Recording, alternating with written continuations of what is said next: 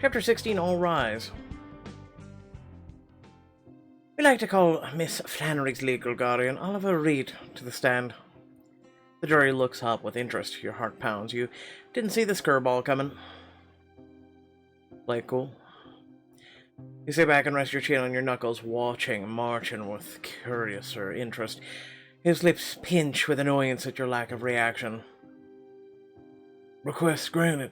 Let's hear what Mr. Reed has to say for himself. Gwen... I know, but don't let the jury see that you're worried. Queen's right. This may not be as bad as it seems. You fight to keep your surprise off your face as a man enters the courtroom and takes this witness stand. The clerk swears him in. Can you state your legal name for the court? Of course. My name is Oliver Reed. And have you ever worked as a guardian in elder care cases in New York City? I've worked in the field for 16 years now, but I moved to Iowa a little over 12 years ago. I've been based over there ever since. I see. And were you aware that you had been assigned to the wards in the New York area more recently than that? Not until a few weeks ago, when you contacted me in regard to this case. But this is your information as listed in the city directory, is it not? He hands him a printed copy of the details. Oliver Reed looks over them carefully. These are old details. I changed my phone number when I left the state. Why is that? Self-protection. I've had some trouble with family members of wards. I now conduct all business through my office landline. But the number's still active. If he changed his number, I would have wrestled with his voicemail for months. Save that for cross-examination. And you didn't leave a forwarding address? I did, but there seems to be a bureaucratic screw-up. No mail has ever been forwarded to me in Iowa. To your knowledge, might the city have forwarded your mail to the P.O. Box handled by the city? Possibly ever overseen by the DA's office? There's your opening. You lean forward with a clear hearsay. The witness cannot possibly testify to what an office he hasn't worked in for more than a decade decided to do with his missing mail. Sustained. Move along, counselor. Nice, Quinn. Tell me, Mr. Reed, do you recall ever working or having worked with a social worker by the name of Hank Lovell? A very long time ago, yes. I was so sorry to hear what happened to him. And he knew you had left the state with no intention of coming back? That you had changed your phone number? Presumably. I sent my new info to my clients and co-workers. There was even a going-away party, but it seems he kept assigning wards to me. How is that even possible? Wouldn't you have to have been flagged by the system as inactive? I don't know. I was supposed to cancel my New York license when I moved, so I never did. I'm sure the system still lists me as active here. Thank you for your time. Mr. Reed, no further questions. Your witness, Mr. Michaels. You stand, carefully keeping your face neutral. Your Honor, as Mr. Reed wasn't on the witness list, I'd like to request a recess to prepare my cross-examination. Brandon, court will adjourn for 30 minutes. You don't have to look at Martin to feel his triumphant smirk follow you out of the courtroom. I still have your rabbit's foot. I think it's safe to bet that this guardian is either on the scheme or being exploited in the same way Hank was. I know where I'd put my money. Hank and I talked about Oliver Reed. He had no idea who he was. This is just a ploy to trick the jury. Aislinn wipes down a whiteboard and uncaps a marker. Okay, so how do we get past reasonable doubt?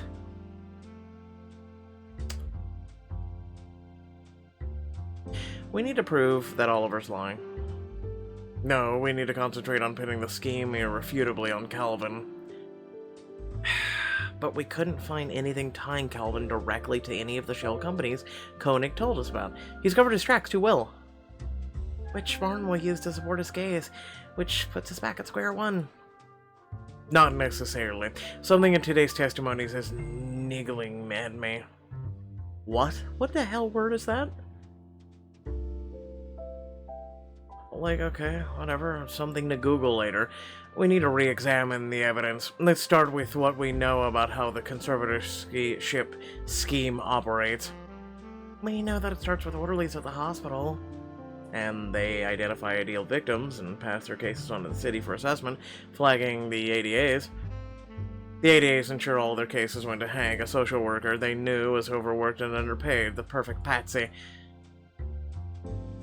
If I'm really crunched, I simply sign off their experts' findings and report them to the court.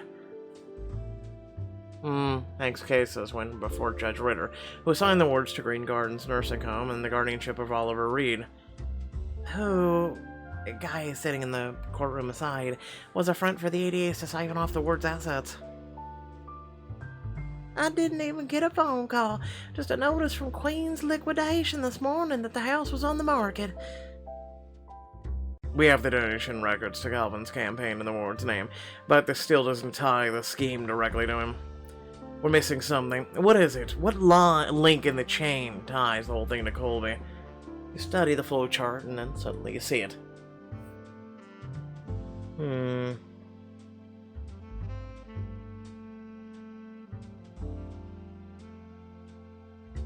gonna go with the asset liquidation company. It has to be another shell company. How else could he ensure that all the assets went to him? Oh my god, Quinn. I think you might be onto something here. Sorcha only got the notice this morning. They probably knew that if we looked into how our assets were handled, we'd see something was up. They better not try to sell a single matchstick of my Nana's. Otherwise... I bet Koenig didn't even know this company existed. Once Colby knew the process of setting up a shill company, why keep involving him?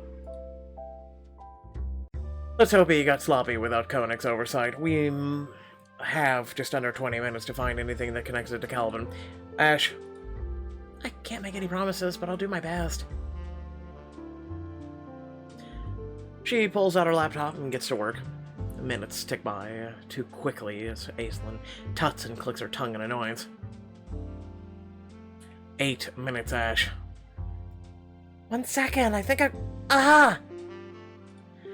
I've been buried under board members and misleading financial statements, but Colby's on their payroll as a consultant. Whoa, his rates are ridiculously high. This is it, we've got him. And we still have a few minutes to spare. Let me see what else I can find. You return to the courtroom just as the jury files back in. Your witness is yours, Mr. Michaels. Mr. Reed, let me summarize your earlier testimony, and you can tell me if I understand you correctly. You worked as a guardian for New York City for 4 years, before relocating to Iowa, neglecting to cancel your license. You changed your cell phone, but left your previous phone active, with a voicemail message claiming to be you. And despite allegedly leaving a forwarding address, all of your mail found its way to the ADA's office. I did leave my forwarding address, but no need to explain, Mr. Reed. Just tell me, do I have it all? Yes or no? Yes. Mr. Reed.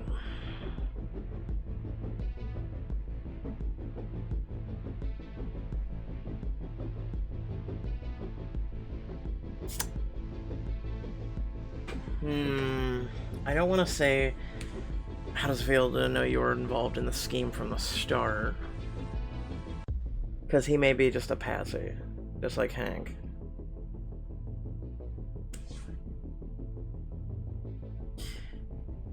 Let's go with sympathy.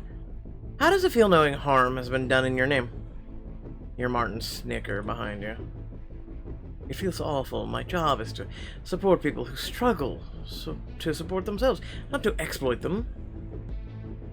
Then I imagine you'd want to see the person responsible face the full justice of the law. Yes, of course.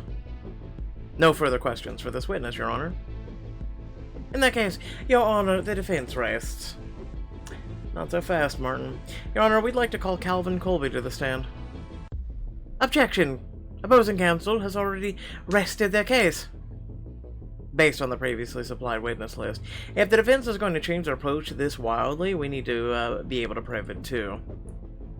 This is a smear job, plain and simple. There's no precedent for rebuttal witnesses are regularly allowed in. Enough overruled, Mr. Vanderbilt. Mr. Colby is on the witness list and opposing counsel has every right to call him. Considering the leeway I gave you with the last witness, I see no reason to rebuttal witness isn't warranted. Yes, Your Honor. Martin simmers as Calvin Colby takes his place at the witness stand and swears to tell the truth. So help me God. Mr. Colby.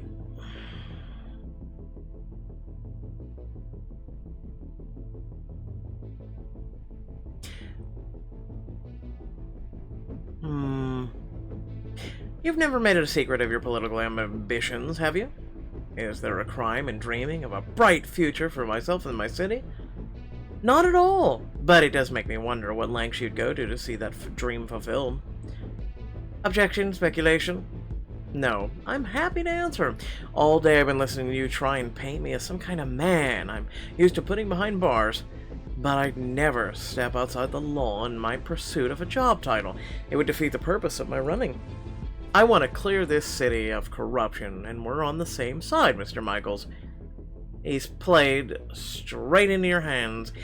Time for your first trump card. Your Honor, I'd like to submit the signed statement by Peter Koenig and evidence for obvious reasons. He can't be here in person. Objection. We can hardly trust the testimony of an indicted murderer. The judge scans the document, raises his eyebrows, and passes it back to you. You catch Martin squirming out of the corner of your eye. Overruled. The jury can make up their own minds on its veracity. Copies will be made available to them. Thank you. The statement is dense, so I'll summarize. Peter Koenig, a hefty donor to your campaign via shell companies, claims he's helped you set up shell companies of your own. These companies are all significant donors to your PAC and directly to your campaign, as are all wards who were victimized. Objection. Counsel is testifying.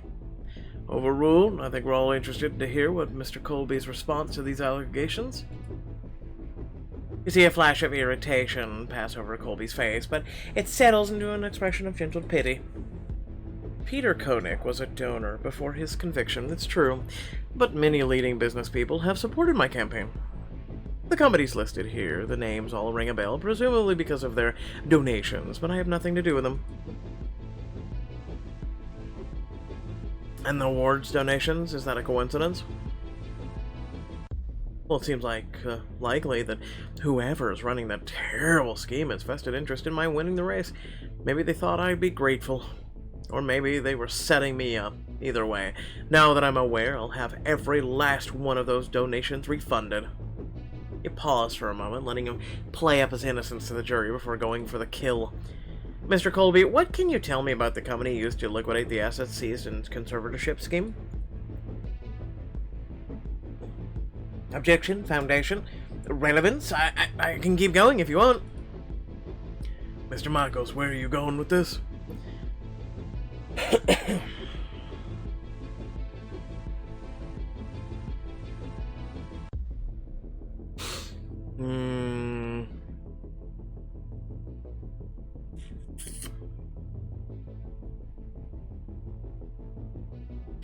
Your Honor, this relates to evidence from Mrs. Flannery's testimony. You'll recall she mentioned the asset liquidation company. Defense didn't object then. They have no right to exclude the evidence now. In that case, the objection is overruled. The witness will answer the question. I don't know anything about that company. Today's the first I've heard of them, actually. Really? Well, that's strange, considering they cut you enormous paychecks. Your Honor, I'd like to introduce additional evidence showing Calvin Colby's employed as a consultant for Queen's liquidation. Moreover, we couldn't reach any of their other personnel, one of whom was using a social security number belonging to someone deceased. Deceased, dear Lord. These are the same records that show the company has donated millions to Calvin Colby's campaign. This evidence will be made available to the jury. Mr. Colby, you outright denied knowing anything about Queen's liquidation under oath. Were you lying? I don't know how my name got on those documents. Someone must be setting me up. Yeah, no, there's too many things in coincidence to be this ignorant. You see several members of the jury shoot Colby a dark, disbelieving look. He's lost them. Now all you have to do is bring it home. Mr. Colby. Don't insult the intelligence of everyone in this courtroom. To find the guilty party in a racketeering case, all you have to do is follow the money. There is no other person involved in the scheme who has benefited nearly as much as you have. This isn't my first RICO trial, Michaels. Do you know how many worthless wannabe mobsters I've put away? Enough to learn some of their tricks, clearly. Objection, counsel's testifying. Sustained, Mr. Michaels. Do you have any further questions? No further questions, Your Honor. Well, Martin's not gonna cross? That's sad. Later, you wait on tenterhooks as the jury deliberates. Finally, after what feels like days, they file back into the courtroom. Has the jury reached a unanimous verdict? We have, Your Honor. What say you? On the counts of conspiracy and racketeering, we find Sarah Romero and Damon Weiss guilty. Ha! On the counts of conspiracy and racketeering, we find Judge Elias Ritter guilty. Eat a bag full of... On the counts of conspiracy and racketeering, we find Carl Goodall and Erica Carpenter guilty. And finally, on the counts of conspiracy and racketeering, we find Calvin Colby guilty. This is... Don't say anything. Aislin's arms hug around your voice, high and excited in your ear. We got all of them. What an incredible job, Quinn. I knew you'd make it happen, Quinn. Glad at least one of us was that confident. Guilty parties are to be remanded into custody until sentencing. Court is adjourned. You watch as Calvin struggles against the court warden, his hands going reluctantly into their cuffs. I know you're disappointed, Calvin, but I promise I'll figure this out. Just don't talk to anyone. If you don't get me out of this, talking is exactly what I'll do. And with that, the frontrunner in New York City's mayoral race is escorted out of the courtroom. Martin turns to you, a sneer curling at his trembling lips. So, Quinn, if you're planning to gloat for finally beating me, I suggest you get it over with. Martin. I've had you beat since the day we met. You've made absolutely no secret of what you think of where I come from, what my degree and my credentials are worth. But even with all of your degrees, pedigree, and your connections, you're just another crooked lawyer at a has-been firm. I did what I had to do for the good of my firm. I'm not a quitter like you. I hope that self-justification is worth going to prison for. What precisely are you accusing me of? I'd get a good lawyer before Colby's officially charged with Hank Lovell's murder, Martin. A very good lawyer. I'd hand you my business card if representing you wasn't a violation of ethics, but I know you've never had an issue with that. You turn your back on him, returning to the small cluster of Ricci and Associates employees who have gathered around Gabe and Aislinn. There's the legend of the hour. That was awesome, Quinn. Seriously, I think you're my new hero. Thanks, you guys. We need to celebrate. Agreed. Let's meet at Brass Monkey in a half an hour. Drinks are on me. Aislinn leans close to you, lowering her voice so the others can't hear. Not that I'd mind watching you stride back and forth for another few hours or days, frankly. Next time you come with me to court, I'll make sure to wear something even tighter. Why wait until the next time we're in court? Wow. What an outfit. No to the outfit, though. Sorry, fam. Stop at the office to make use of the showers Gabe insisted on having installed, then change back into your suit. I'm so ready for that drink. A chair goes up and you step into the bar. Gabe presses a tumbler of whiskey into your hand as he welcomes you into a circle of your colleagues. I'd like to propose a toast. Quinn, who crushed a corrupt empire beneath his heel today. Again. It was complete annihilation. Well done. You ensured the future safety and well-being of a great many people today. Hear, hear. To Quinn. To Quinn. You're a real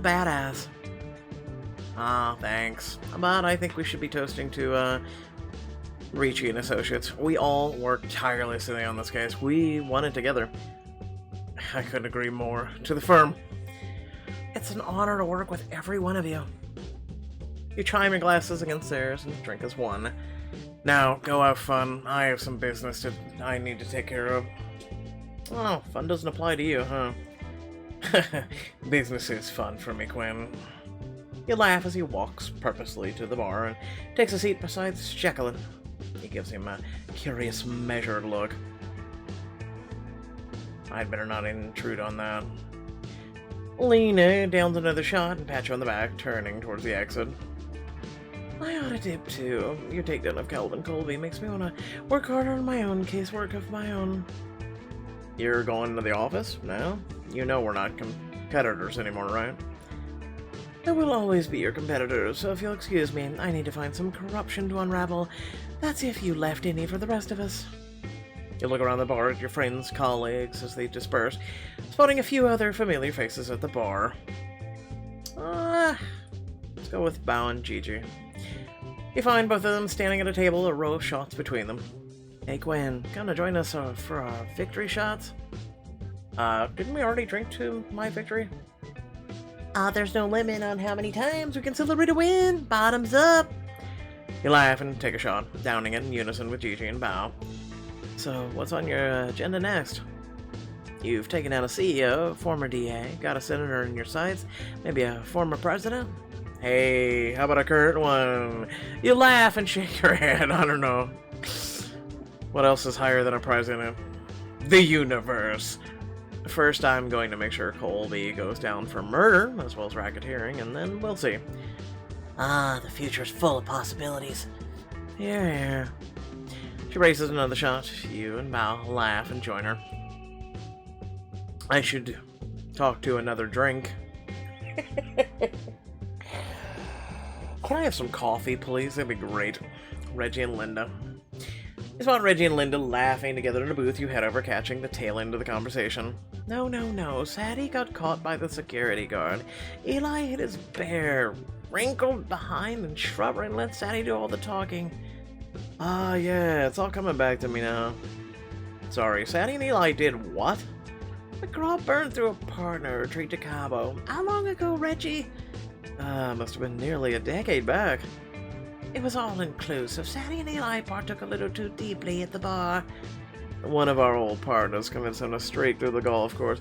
Security caught them, and then Sadie, well, she argued that she was exercising her culture as a practicing nudist. She was escorted back in a fluffy robe. Wow. Sounds like working at McGraw had its moments. You raise her a drink in your direction. A few, but I prefer Ricci and Associates methods to McGraw-Burns. Even at the height of its integrity, it was always a little soulless.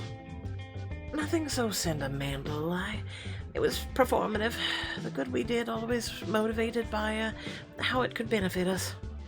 Yeah, that is what soulless means. But if we were to suggest Ricci and Associates retreat to Cabo, we'd point you towards the golf course. That's one of the reasons why I do what I do.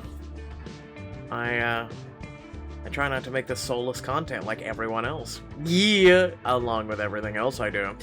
Lucy and Ileana. You find Lucy and Ileana in the paralegal standing at the edge of what, on rare nights, becomes a dance floor. Are you two thinking about getting the party started? I believe that honor goes to you. I haven't had nearly enough drinks to try and turn a lawyer bar into a dance club. So, what were you talking about? Honestly, I was telling Ileana how glad I was I decided to bully you and Gabe into hiring me. Well, you didn't so much bully us as show up and refuse to leave. Same thing. Either way, you all took a chance on me, and the smartest thing I ever did was return the favor. I'm really proud to work with you. Well, we're proud to have you. I can't wait to see what you do with your time in the court. You leave Lucy beaming, with Ileana giving a supportive nudge. You head to the bar and find Jay sitting on his own. He looks at you and smiles. Come to congratulate me? I'm guessing that means your conversation with Gabe went well. Meet Reese and Associates, newest corporate law expert. Congratulations, it'll be good to have you on our team. I thought I'd make it clear that I was always on your team, Quinn. But now you won't have to lurk in the parking lot every time you want to talk to me. Or pretend to take me on a date. No, I have to walk down the corridor and ask you on a real date. Hey, you can certainly try. He drains his drink and gets up to leave. You're not sticking around. Tonight isn't about me, but I'll see you on Monday, at which point I intend to draw all of your focus. He winks and heads out. Stealing another of my lawyers, I see. Hello, piece of shit, junior. Or no, senior. You turn to find Eli standing on the other side of your scotch in hand. Eli, if you had a better work culture, they might have stayed. You were always soft, Michaels. All said he did was champion weakness in our underlings.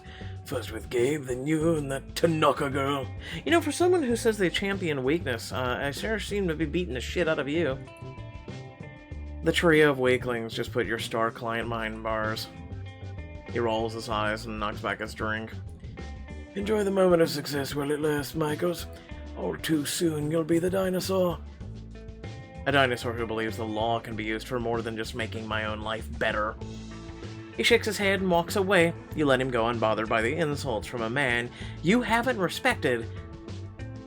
Ever. No, not in a long time. Ever. Good riddance, Eli. You look around the bar and notice Aislinn sipping champagne at a table while Gabe relaxes with a whiskey in a booth. This is your last chance. God damn it! My choices are Aislinn or Gabe. You slip into the seat beside Aislinn. Nana would love a celebration like this. I bet she could drink us all under the table, too. Oh, there'd be no competition. Now I'm an extra proud that I wiped the courtroom floor in her honor. She takes her hand, looking you earnestly in the eye. I'm serious, Quinn. How could I ever thank you for everything you've done? You don't owe me anything for getting your Nana sprung from a nursing home, Ash. Not just that, you gave me the courage to leave McGraw-Byrne. You're the reason the firm will stay afloat. Her thumb brushes gently along the back of your hand.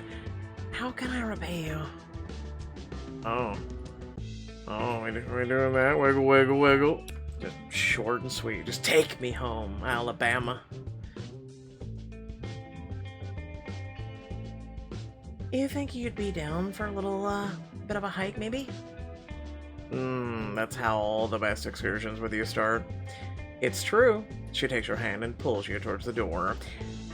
The place I'm taking you to tops those. Really? I don't see how.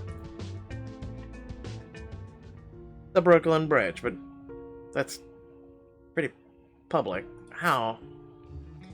She pulls you along to a door in one of the supports and types in a code. I have my ways. Anyway, I told you I'd top it. You follow her up a narrow staircase to a secluded parapet on the bridge with a view of the entire city. There's not a single person in sight. How did you even get access to this place? I've lived in the city for a while, Quinn. Let's just say I've made a lot of interesting friends. Oh yeah? Is this, where, your thrill-seeking streak comes from? Peer pressure made you like this? I don't think said peers anticipated what I'd be doing here. And what is it you plan on doing here? Rocking your world. She answers your question with a smile and a glance over your body. The same thing I find myself doing every time I'm around you, testing my limits. Maybe you could help me? What if I'm not convinced you have any limits? Since you came into my life, Quinn, I'm starting to think that's might be true. You step closer to her, slowly reducing the distance between your face and hers, while she holds your gaze unwaveringly. She straightens her back, chest rising in response to your growing proximity, her eyes beckon you, daring you to act. I'm not sure who you think you are fooling by crediting me for that, Ash. I think you've been doing this fearlessly all along. Your arms wrap around her and pull her into a kiss. She presses her lips against yours, hard and slow.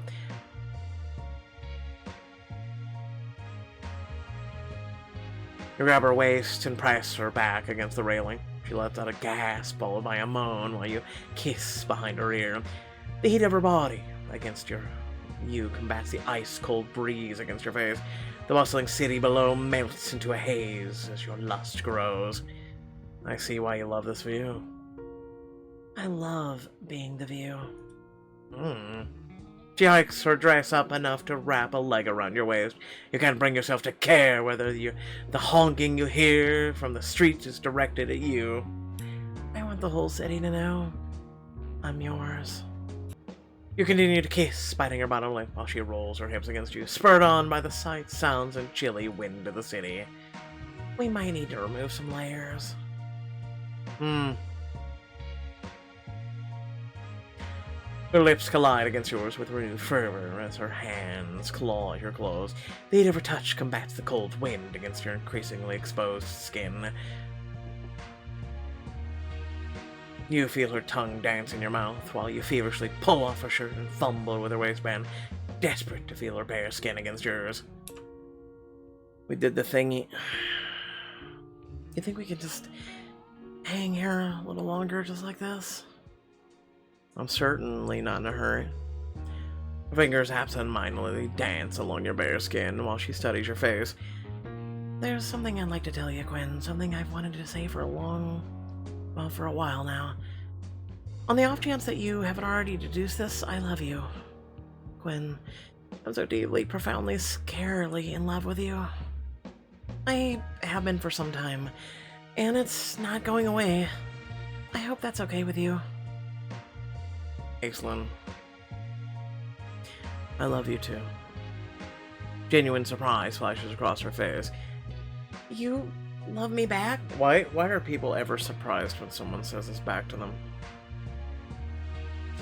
After everything we've been through, everything that you are, it would be impossible not to love you, Aislinn Tanaga. Quinn, you have no idea what it means to hear you say those words. I've loved you for a minute now. I wasn't sure I'd ever find the guts to say it. So I guess this settles which of us is braver. You don't get to deny it anymore. No more denying anything that pertains to you, to us. You squeeze her tightly against you, taking in the beautiful views of Manhattan across the river. The next morning, you flip the TV on as you get ready for work. Calvin Colby's perp walk from the courthouse is all over the morning news. Calvin Colby's shocking conviction for racketeering is only tip of the iceberg. The conviction was lent support to rumors that social worker Hank Lovell's death, previously ruled as was no accident. A week ago, Colby seemed destined for the mayor's office, and now police are reportedly targeting him as a prime suspect. Thanks to the tireless efforts of the Ricci and Associates, it seems justice in this case may finally be served. We got him, Hank. All thanks to you, buddy. You switch off the TV and head to work, feeling like you're walking on air. Not entirely, but we'll get to that in the end of the video. When you get there, Lucy directs you to the conference room, where you enter to a surge of applause. Didn't get that out of your systems last night, huh? Not even close. You deserve that and more. Everyone's talking about our firm. I've already had a dozen calls from prospective clients. But we can't rest on our laurels. We need to be careful about the cases we take on next. They'll define us as a firm. Agreed. But before we dive into that, I have a few announcements. Firstly, we have an esteemed guest up with us today. The conference room doors open on cue to reveal Nana. Aislinn bursts into tears and crosses the room to gather the little old woman in her arms. Oh, hello, lovely. Ah, Sorcha. Did you stage a jailbreak after all? I was close to it, but that handsome boss of yours called me after the trial with some welcome news. Abe, how did you do this without a hearing?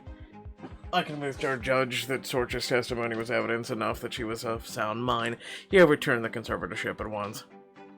Well played, Gabe. I must say, it warms my heart to see the two of you together. And I'm sure I speak for all of us when I say we're thrilled to have you here in person. Likewise, and of course you're welcome to my house any time you like, handsome. She winks at Gabe and then looks seriously at you. But you're the one I'm here to thank, Quinn. It took guts to take on a prime bastard such as Colby, but you didn't so much as flinch. I'm not the only one you should thank, Sorcha. But she's right that you're the first person to thank, Quinn. We couldn't have won this without you. I couldn't agree more. Someone wise taught me to trust the people around me. If he hadn't, I might have tried to lead this case and lost. Gabe, I'm not sure that's true. I am. This firm is only what it is because of you, and on that note, I have something I'd like to show you all. If you'll follow me to the lobby. You and Aislinn exchange a startled look and follow everyone into the lobby. A sheet hangs on the wall that you noticed this morning, but didn't pay much attention to. Something tells me my name is on it. I don't have any more speeches, and I hate drum rolls, so... Keyword hey, bow. Gabe glances dryly at him and pulls the sheet down, revealing a gleaming new sign. Ah, okay, so the whole thing we've been dealing with this whole entire time. We're the founders. Your consistent excellence has earned you a promotion. Give me another week, and I'll have your last names on it too, as well as on the door, and on the sign, and on the business cards too. Ricci, Michaels, and Tanaka? Really? You're making us name partners? Because of the case? Your work on this case was extraordinary, but that's not why I decided this. I'm honored that you trusted me enough to help me build my firm. I want you to know that I've always considered you my equals, and now we have a sign and a raise to prove it. Gabe, the firm is going to kick so much ass. Hell yes, we will. That's the spirit. Hold that thought, we need champagne. He rushes off to grab bottles of champagne, and, with the help of the paralegals, pours and distributes the glasses. He immediately raises his. To Ricci, Michaels, and Tanaka! To Ricci, Michaels, and Tanaka. To Ricci, Michaels, and Tanaka. Ricci, Michaels, and Tanaka. Oh, for the love of God, this is getting old. To Ricci, Michaels, and Tanaka, and hopefully a raise on there in a year. Yeah, don't count on it. The best firm in New York City. To my gorgeous granddaughter and the brilliant colleagues that have brought me back to her. You cheer as a group and raise the glasses to your lips. There's something I need to ask before I accept. What kind of law will I be expected to practice going forward? You've always been strong in every branch of the law, but if something as specific as call your angels, we can talk about it. She nods, more determined than you've ever seen her. It has. I'd like to specialize in elder law. Oh, my love. She squeezes Sorcha's hand. Working on his case made me realize that it's not enough to be great. I want to be passionate. I want to fight for people who need me. And what field is more dire need of excellent lawyers than elder law? I can think of a few, if you'd like. Well said, Ash. It really is an underserved area of the law. I wrote a whole paper on it. There's a pregnant pause as Gabe considers this. Aislinn keeps her chin raised, eyes bright with determination. And finally he smiles. This is exactly who I want us to be. Passionate, dedicated, the best of the best. Consider our firm officially in the business of elder law, headed up by Aislinn Tanaka. That's my girl. Aislinn, this is a perfect fit for you. I'm glad you've decided to use that big brain of yours in a way that'll make you happy. Thanks, Gwen. I guess I just needed to learn what I cared about most in the world. Sorcha laughs good-naturedly. I'm so glad my sentence in that horrible place was good for something. I thought you said they treated you well. They did, my dear, but I do love a bit of drama.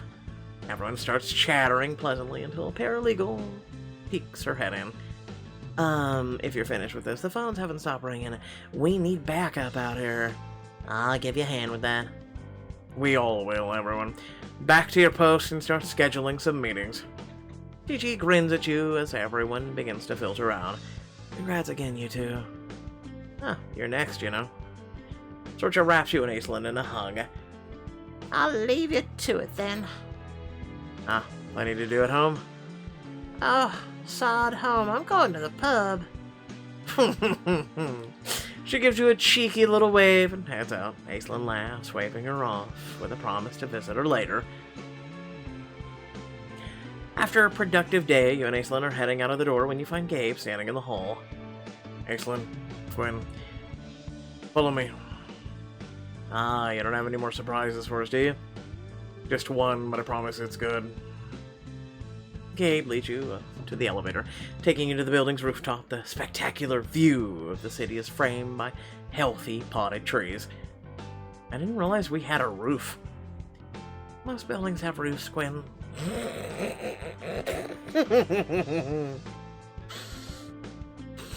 She got you there, dude. You know what I mean.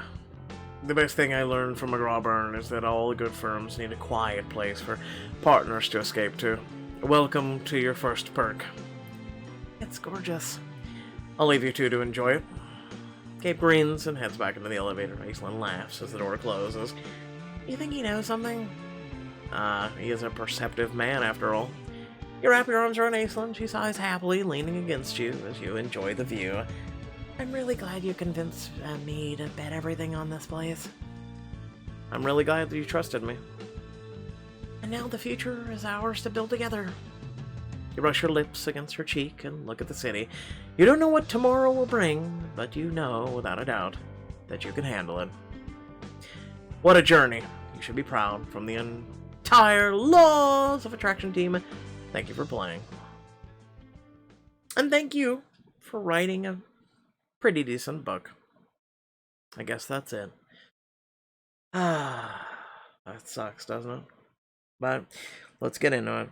First and foremost, if you did enjoy, please remember to like, share, and subscribe. Head down the description below, there's plenty of cool things to do. And hey, guess what? In case you haven't caught one of my 2 videos, feel free to join us in the Discord. Long story short is, I will be giving away, starting next week, 10 games a day. I literally will be giving them away. 10 games a day, every day, for quite a while. Also, we're going to be having some movie nights, so that'll be fun. But without further ado, let me say the following. Here I was worried how long this book would be, and because of everything that was going on, I didn't know if I would finish another book, but I am happy to have actually done so, and that means a lot. Thank each and every one of you who continues to join me on journeys like this. It just sucks that this is the end of this book, of this series, and I actually did enjoy it. I did like doing a bit of the law and whatnot, and, you know, so far I've really enjoyed, like, Open Heart and this book, and things that, you know, give you a little bit of intellectual tugness and decent relationships, and it kind of had, like, a well-met balance, if anything. So some of these books are actually halfway decent. It just sucks that now we've got another one that's kind of like based off of the one where we went to, what was it, The Bachelorette? Oh, please send help. So with that being said, about Hank Lovell. They're in my life, and I'll keep this short and sweet. So one of the reasons why I try and be positive and optimistic and whatnot in my videos, as well as try and continue to speak out for people. In my life, I've lost a lot of people the way that Hank has gone. Not, you know, via someone else's, you know, dubious means, but because, you know, they just... Life can sometimes be hard. And, sometimes, you know, they just can't handle it and do what is done, and we are left to pick up the pieces.